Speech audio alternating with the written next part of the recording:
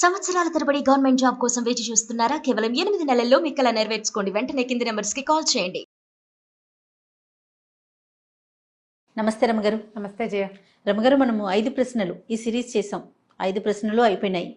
మరి కొత్తది ఏదైనా చెప్తారా? చందమామ కథల్లోంచి పెద్ద కథలు కొన్ని ఉంటాయి కదా చందమామలో. ఇప్పుడు 5 ప్రశ్నలు కూడా అందులోదే కదా. అవును. మాయదారి ముసల్ది ఈ కథ చెప్దాం. ఈ మాయదారి ముసల్ది అనగానే ఎవరో ముసలమ్మ కథ కదా. ఇది యాక్చువల్గా ఏంటంటే బహుశా ఈ మన అరేబియన్ నైట్స్ వాటిలోంచి తీసుకున్న కథ అయ్యుండొచ్చు. ఖలీఫా కథలు అవి కనిపిస్తాయి. ఖలీఫా అనే పేరు వింటాం కదా. ఈ మరి ఎందులో నుంచి తీశారో తెలియదు కానీ నాగభూషణం గారిని ఒక ఆయన రాశారు ఈ కథ. భలే సరదాగా ఉంటుంది, ఇంట్రెస్టింగ్ గా ఉంటుంది.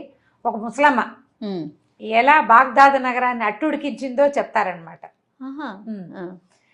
ఇది ఎక్కడి నుంచి అని చెప్పాలి. ఇది బాగ్దాద్ నగరం అంటే ఇది ఎక్కడో అరేబియాలో ఉన్న అరబిక్ నైట్స్ అలాంటి కథల్లోంచి తీసుకుని ఉంటారు. అన్ని ముస్లిం పేర్లే వస్తాయి. ఓకే.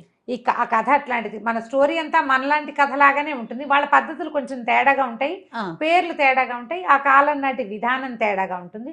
ఇలాంటి కథలు ఎందుకు చెప్తున్నారు లాంటివి అనకండి. హాయిగా కథని ఎప్పటి మన రొటీన్ డైలాగ్ కథలాగా కథే అంతే. కథలాగా వినండి. పిల్లలకి చెప్పడానికి కూడా భలే ఇంట్రెస్టింగ్ ఉంటుంది. మంచి సరదా కథ. ఓకే అండి. పూర్వం అట బాగ్దాద్ నగరానికి ఆయన ఖలీఫాగా ఉన్నప్పుడు, ఆయన రాజుగా ఉన్నప్పుడు ఒక పావురాల టపా నడిచేదట.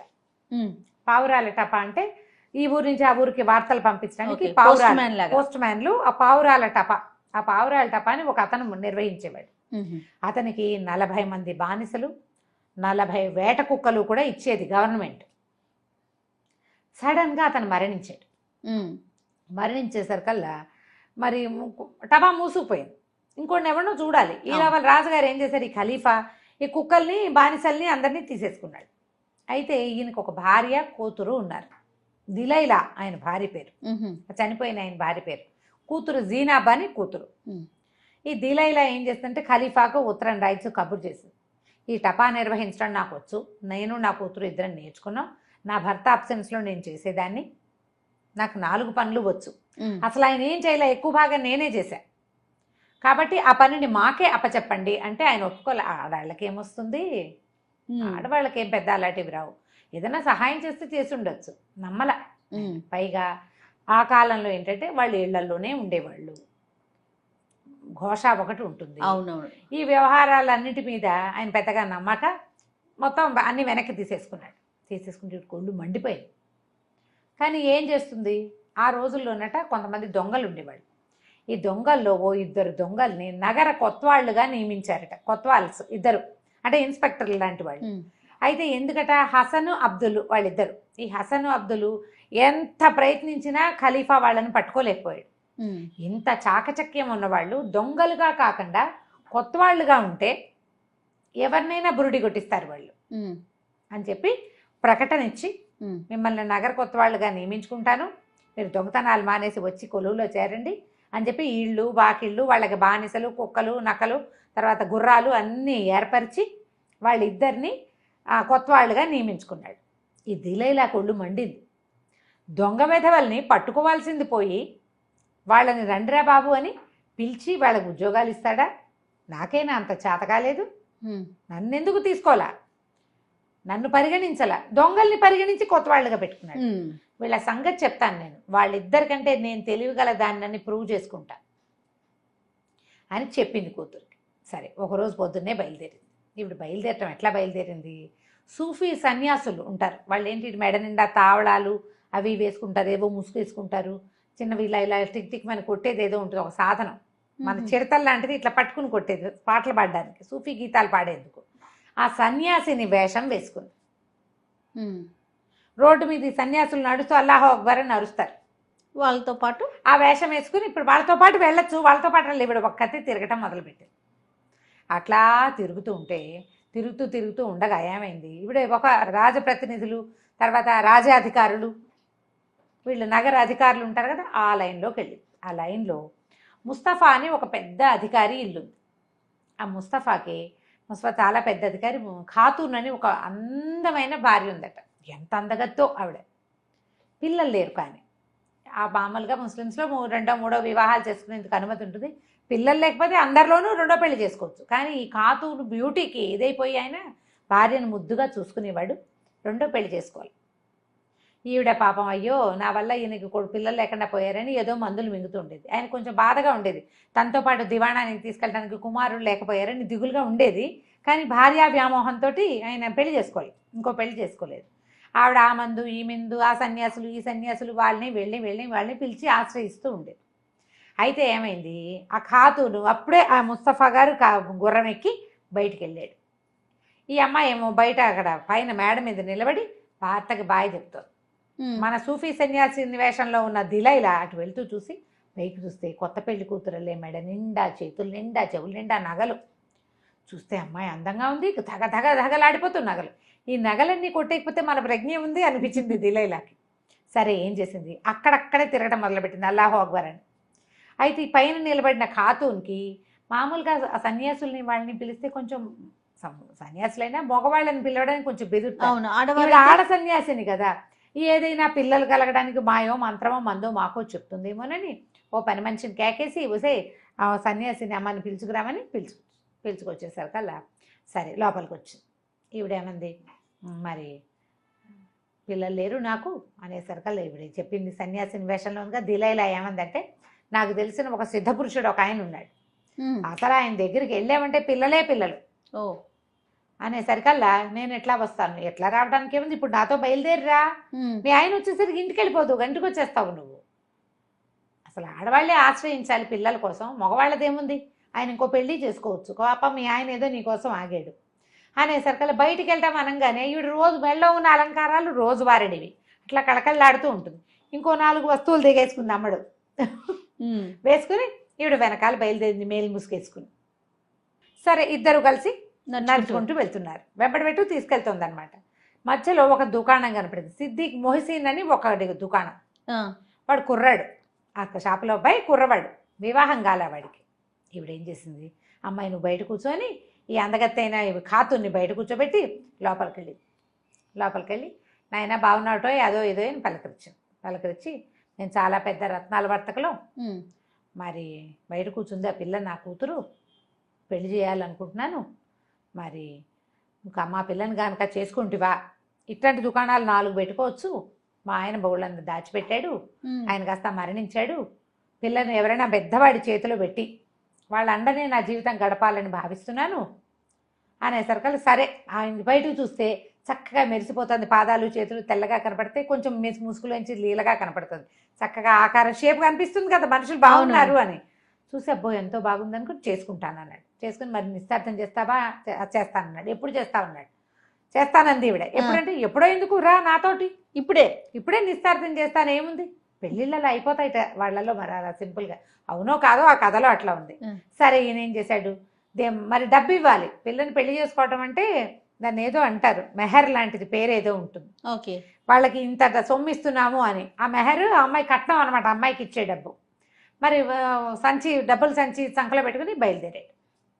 ఈ ఖాతూన్ని ఈ మొహసిన్ని ఇద్దరిని వెంట పెట్టుకుని ముందుకు నడుచుకుంటూ ముందుకెళ్ళేసరికి హజ్ మహమ్మద్ అనే ఒకటిది కలంకారీ దుకాణం కనపడింది. ఇక్కడ ఏంటంటే కలంకారీ దుకాణం అంటే బట్టలు అద్దకం వేస్తారు, రంగుల్లో ముంచి ఇవ్వటం, కొన్ని డిజైన్లు వేసి ఇవ్వటం, కలర్స్ మార్చడం, బట్టలకి కలర్స్ మార్చడం కనపడేసరికి మీ ఇద్దరు ఇక్కడే ఉండండి నాకు పని ఉందని లోపలికి వెళ్ళి ఒక మాట మాట్లాడొస్తాను. లోపలికి వెళ్ళి నాయన మా ఆయన చనిపోయాడు, బయట ఉన్న వాళ్ళిద్దరు మా పిల్లలు, మేము చాలా అర్జెంటుగా ఇల్లు ఖాళీ చేయవలసి వచ్చింది, ఎమర్జెంటుగా ఇల్లు కావాల్సిన పరిస్థితుల్లో ఉన్నాను నేను, మీకు మీ దాంట్లో మీ పరిచయస్తుల్లో ఎక్కడైనా ఒక ఇల్లు ఉందా, ఈ పూట ఇల్లు తీసుకోవాలి, సామాన్లు తెచ్చుకోవాలి, మేము అది ఖాళీ చేయవలసి వచ్చింది, మరమ్మతులు పెట్టుకున్నాం, ఆ పని వాళ్ళు ఏమో వచ్చేసారు అన్నది. అనేసరికల్లా ఇతను ఆ మాట ఈ మాట మాట్లాడి చూస్తే మరి ఈవిడ ముసలిది, 2 పిల్లలు కనపడతారు, కుర్రాడు, అమ్మాయి ముసుకేసుకుని పిల్ల ఒకటి కనపడుతోంది, వీళ్ళ పిల్లలే అనుకుంటారు ఆవిడ చెప్పడాన్ని బట్టి.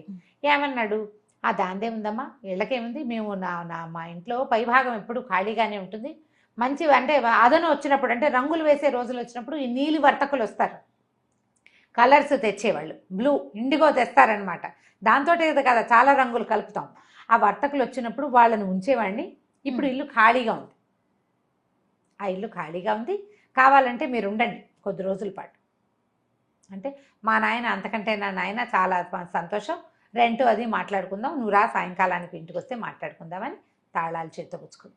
ఆ ఇంటి అడ్రస్ చెప్పాడు.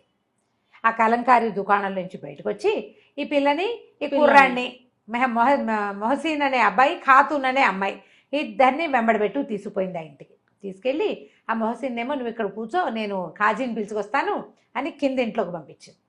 ఖాతూన్నేమో తీసుకుని మేడ మీదకి తీసుకెళ్ళి మేడ మీదకి వెళ్ళిన తర్వాత సరే కాసేపు గడిచాక కిందకు వచ్చేసరికల్లా ఆ అమ్మాయికి ఏం చెప్పిందంటే, ఆయన దగ్గరికి నగలు అవి పుచ్చుకుని వెళ్ళకూడదు, ఇన్ని నగలు ఉన్నాయి కదా, నేను నగలన్నీ మూట కట్టి పెట్టు, ఒట్టిగా దర్శించుకుందాం, ఖాళీగా వెళ్ళి దర్శించుకోవాలని చెప్పింది. సరే ఒప్పుకుంది అమ్మాయి. నగలు తీసుకుంటోంది. ఇవి కిందకు వచ్చేసరికల్లా ఏం కుర్రాడు అన్నాడు, నిస్తార్థం అన్నావు ఏది చేయవా మరి అన్నాడు.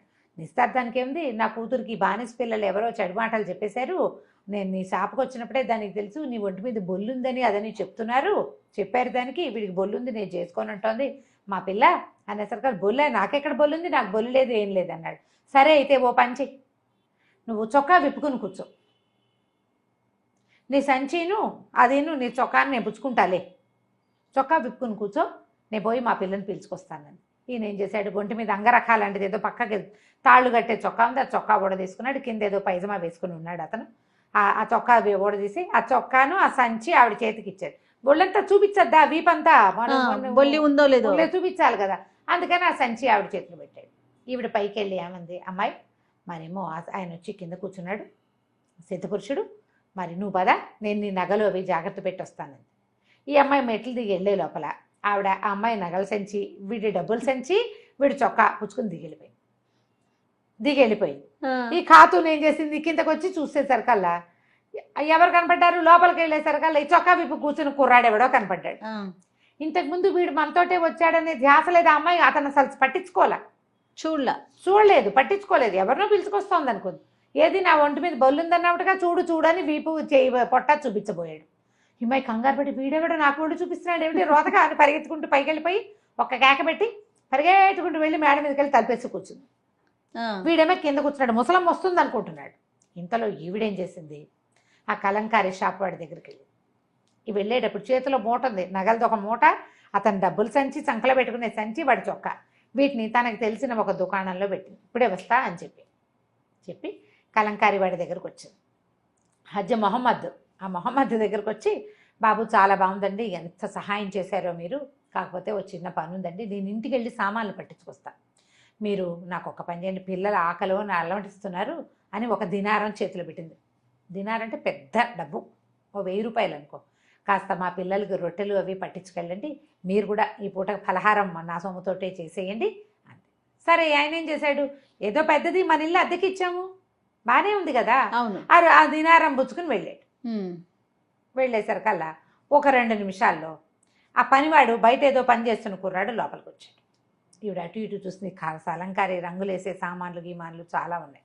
ఆ కుర్రాడికి అంది, బాబు నువ్వు ఇక్కడే ఉన్నావా, నాకు కనపడలేదు, మరేమోను అతను రొట్టెల దుకాణానికి వెళ్ళాడు, నిన్ను ఒక మాట రమ్మన్నాడు మీ యజమాని అనేసరికల్లా, మరి నేను ఇక్కడ కొట్లో ఎవరుంటారు, నేను ఉంటా కదటయ్యా, నేను ఉంటాగా, మీ యజమాని ఇల్లు అద్దెకి తీసుకుని దాన్నే కదా నేను ఉంటాలే, నువ్వు వెళ్ళని కుర్రాన్ని పంపేసింది. ఈ కొట్లో సామాన్లు తను ఏమేమి ఎత్తిపెట్టి ప్యాక్ చేసేయగలదు అవన్నీ తీసేసుకుంది పక్కకి. తీసేసి ఆ దారిపోతున్నటువంటి ఒక మోత గాడిద కుర్రవాడిని పిలిచింది. అక్కడ ఏంటంటే మోత బరువు సామాన్లు మోసుకెళ్ళడానికి గాడిదలు కుర్రాళ్ళు, మోత బరువు కుర్రాన్ని పిలిచి, ఒరే అబ్బాయి ఈ దుకాణం తెలుసు కదా, హజ్ మొహమ్మద్ కలంకారీ వాడు మా అబ్బాయే, వాడు అప్పులు చేశాడు, అక్కడి నుంచి రాజభట్లు వచ్చి జప్తు చేయబోతున్నారు, మరి కొన్ని సామాన్లు ఉపయోగపడే సామాన్లు ఏమో నేను గాడిద మీద వేసి పట్టుకెళ్తాను, నీ గాడిదని కాసేపు నాకు ఇవ్వు, మరేమో నువ్వు ఇక్కడే ఉండు, నేను ఇవి సామాన్లు ఇంటి దగ్గర చేర్చేసి మళ్ళీ వస్తా, నువ్వేం చేస్తావంటే ఈ రంగుల సీసాలు అవి ఉన్నాయి, అది ఆవిడ కదపలేదు, కదపగలిగేవన్నీ పట్టుకెళ్ళిపోతుంది, ఈ కదపలేని సీసాలు అవన్నీ పగలగొట్టేసేయి, లేకపోతే భటులు వచ్చి జప్తు చేసేస్తారు, జప్తు అయితే మళ్ళీ దుకాణం పుట్టదు అని చెప్పింది. ఈ కుర్రాడు ఏమనుకున్నాడు, మనం దుకాణంలో ఉన్నాం, ఇన్ని రంగులు ఉన్నాయి, ఇవి పగలగొట్టే పని మనకే కదా అప్పచెప్పారు, ఇంకో రూపాయి ఇస్తుంది, ఒక దినారం వాడి చేతిలో పెట్టింది, వచ్చాక ఇంకో రూపాయి ఇస్తాను. ఈ గాడిద మీద ఈ కలంకారీ వాడి సామాన్లు అన్నీ వేసుకుని ఇంటి దగ్గర పెట్టేసింది. వెళ్ళిపోయింది. వెళ్ళిపోయింది. ఇక అక్కడి నుంచి ఏమైంది, కలంకారి ఆయన అక్కడికి వెళ్ళాడు కదా, హజ్ మహమ్మద్ రొట్టెల దుకాణానికి వెళ్ళాడు. పనివాడు అక్కడికి వెళ్ళాడు. ఏమిటండి పిలిచారట అన్నాడు. నేను పిలవటం ఏమిటి అనేసరికల్లా ఆ చేపలో ఉన్న ముసలమ్మ చెప్పిందండి మీరు పిలిచారని. ముసలమ్మ అలా ఎందుకు చెప్తుంది, ఆవిడే కదా రూపాయి ఇచ్చి దినారం ఇచ్చి నన్ను రొట్టెలు కొనమంది. సరే పద వెళ్ళి వెనక్కి చూద్దాం ఏం చేస్తుందో అని ఇద్దరు కలిసి వెనక్కి వచ్చారు. వెనక్కి వచ్చేసరికి కుర్రాడు ఉన్నాడు, మోతగాడిదే వాడు. వాడేం చేస్తున్నాడు, ఆ రంగు సీసాలు రకరకాల రంగులు అన్నీ పగలగొట్టేస్తున్నాడు. ఊరి నీకడు పుడక ఏమిట్రా నా సామాన్లన్నీ పగలగొడుతున్నావు అంటే మీ అమ్మాయి పగలగొట్టమంది అంటాడు. మా అమ్మ ఏనాడు చచ్చిపోయింది అమ్మరా అంటే నా తెలియదండి నా గాడిదేది అంటాడు వాడు. వాడేమో నా గాడిదో అంటాడు, ఈయనేమో నా షాపో అంటాడు. మీ అమ్మ అంటాడు వాడు, మా అమ్మ చచ్చిపోయిందిరా అంటాడు వీడు. గందరగోళంగా కొట్టేసుకున్నారు. చుట్టుపక్కల షాపుల వాళ్ళంతా చేరారు. ఇక్కడ ఏదో జరిగిందని అర్థమైంది వాళ్ళకి. కాసేపటికి స్థిమితపడ్డారు. సరే పద ఈ ముసల్దాని పిల్లలిద్దరూ మన ఇంట్లోనే ఉన్నారు, అక్కడే పోదామన్నారు. ఈ గుంపంతా పోయారు. అక్కడికి పోయేసరికల్లా కింద తలుపు కొట్టారు. మోహసిన్ కూర్చున్నాడు కదా, చొక్కా విప్పుకుని వాడి దగ్గర డబ్బులు లేవు, చొక్కా లేదు. తలుపు తీసాడు. తలుపు తీసేసరికల్లా వీళ్ళు అడిగారు, ఏరా వెధవా దొంగ వెధవా మీ అమ్మ ఎదురంటే మా అమ్మ ఎప్పుడో చచ్చిపోయింది అంటాడు. అందరు అమ్మలు చచ్చిపోయారు. మా అమ్మ మీ అమ్మ చచ్చిపోవడం ఏంటి, నీ వెంట వచ్చింది కదంటే నా వెంట వచ్చింది ముసలిది, మా అమ్మ కాదు కూతుర్నిచ్చి పెళ్లి చేస్తానని నన్ను తీసుకొచ్చింది. ఆ కూతురేమో మేడ మీద కూర్చుంది, తల్లి కూతురులు ఇంకా దిగలేదు, వాళ్ళ కోసమే చూస్తున్నాను, కాజీని తీసుకొస్తానంది, పెళ్లి కోసం చూస్తాను, నా డబ్బులు నా చొక్కా దాని దగ్గరే ఉన్నాయి అన్నాడు. అమ్మో ఇదేదో విచిత్రంగా ఉందని పైకి వెళ్ళి తలుపు కొట్టారు. ఆవిడ తలుపు తీసింది. తలుపు తీసేసరికల్లా పెళ్ళయిందా మీ అమ్మ ఏదన్నాడు. మా అమ్మ ఎప్పుడో చచ్చిపోయిందండి, అయినా మా అమ్మ ఈ ఊళ్ళో లేదు, వేరే ఊళ్ళో ఉంటుంది. నువ్వెవరమ్మా అంటే ఇది మా అమ్మ, మీ అమ్మ. ఈ గందరగోళం. సిద్ధపురుషుడు ఏడి, చొక్కా విప్పుకున్న వీడున్నాడు అంటుంది అమ్మాయి. గందరగోళంగా బాధించుకున్నారు. చివరికి ఒక గంటకి వాళ్ళకి అర్థమైంది, ఈ ముసలమ్మ మొదట ఖాతూన్ని తెచ్చింది, ఖాతూన్ నుంచి మొహసిన్ దగ్గరికి వెళ్ళింది, అక్కడి నుంచి హజ్ మహమ్మద్ దగ్గరికి వచ్చింది, తర్వాత గాడిద పోయింది, హజ్ మహమ్మద్ సామాన్లు ఉన్న కొన్ని పట్టుపోయింది, వీడి చొక్కా వీడి డబ్బులు పోయినాయి, ఖాతూన్ ఒంటి మీద బంగారం అనేది లేకుండా మొత్తం కొట్టేసింది. ఆవిడేమో నేను ఫలానా ఆయన భార్యని అని చెప్పింది, ముస్తఫా గారి భార్యని అనేసరికల్లా ఒక తోడిచ్చి ముస్తఫా ఇంటికి పంపించారు. అక్కడి నుంచి ఆ ముస్తఫా వీడయ్యని పిలిచాడు, ఆ నగర పాలకుడిని. ఏమిటండి మీ వ్యవహారం, ఇట్లా చేస్తున్నారు ముసలమ్మలు, ముసలిది చేస్తుంటే బాగ్దాద్ నగరంలో ఎంతమంది ముసలమ్మలు ఉన్నారు, ఈ ముసలిదాన్ని ఎలా గుర్తుపడతాం, పైగా ముసలిది దాని రెగ్యులర్ వేషంలో లేదు, సూఫీ వేషంలో ఉంది. సరే చూద్దాం అనుకున్నారు. ఈ లోపల దిలైలా ఇంటికి వెళ్ళిపోయింది. వాళ్ళ అమ్మ కూతురు అడిగిందమ్మా ఏం చేసుకొచ్చావు అంటే, ఖాతూన్ బంగారం తెచ్చేసా, ఇంకోటి చొక్కా వాడి డబ్బులు తెచ్చేసా, కలంకారి వాడి సామాన్లు తెచ్చేసా, ఈ గాడిది పట్టుకొచ్చేసా, ఇవాళకి నలుగురిని ఉద్ధరించాం, రేపటి సంగతి చూద్దాం. సరే వాళ్ళంతా వెతుకుతారమ్మా, నువ్వు బయటికి వెళ్ళబాక అని చెప్పింది కూతురు. దీని నగరం అంతా చెప్పుకుంటున్నారు ఏమిటో జరుగుతుంది. ఇప్పుడు వీళ్ళేమనుకున్నారు, మన నలుగురం వెతుకుతాం, ఇప్పుడు వాళ్ళు గుర్తుపడతారు ఈవిడ్ని. ఖాతూన్ బయటికి రాదు కానీ మిగిలిన వాళ్ళు ఉన్నారు కదా, పనివాడు ఇతను మొహసీను మొహమ్మద్ గాడిద బరువు వాడు, వీళ్ళు గుర్తుపడతారు. వెతుకుదాం అనుకున్నారు. మేము వెతుకుతాం, మీరు వెతకండి అని రాజభట్లకు చెప్పారు. తర్వాత ఏం జరిగిందో వచ్చే భాగంలో తెలుసుకుందాం. భలే ఉంది రమ్మగారు, చాలా బాగుంది. నమస్తే అండి. నమస్తే.